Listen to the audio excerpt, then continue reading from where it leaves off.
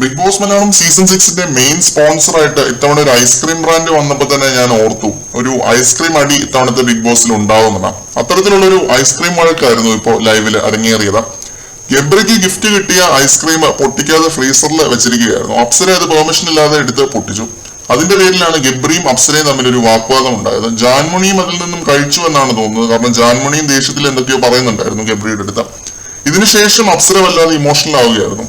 ഇതിൽ എനിക്ക് തോന്നിയ ഒരു കാര്യം, ഒരാൾ ഒരു ഫുഡ് ഐറ്റം പിന്നീട് കഴിക്കാൻ വേണ്ടി ഫ്രിഡ്ജിൽ വെച്ചിട്ട് അത് വീട്ടിലുള്ള ഒരാൾ അയാളുടെ പെർമിഷൻ ഇല്ലാതെ എടുക്കുമ്പോൾ സ്വാഭാവികമായിട്ട് ഉണ്ടാവുന്ന ഒരു റിയാക്ഷനാണ്.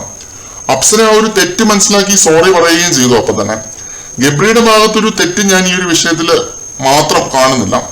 കാരണം അത് വീക്കെൻഡ് എപ്പിസോഡിലെ ആ ഒരു ഗെയിം കളിച്ച് ഗബ്രി ജയിച്ചപ്പോൾ പുള്ളിക്ക് കിട്ടിയതാണ്, ആ ഒരു ടീമിന് കിട്ടിയതാണ്.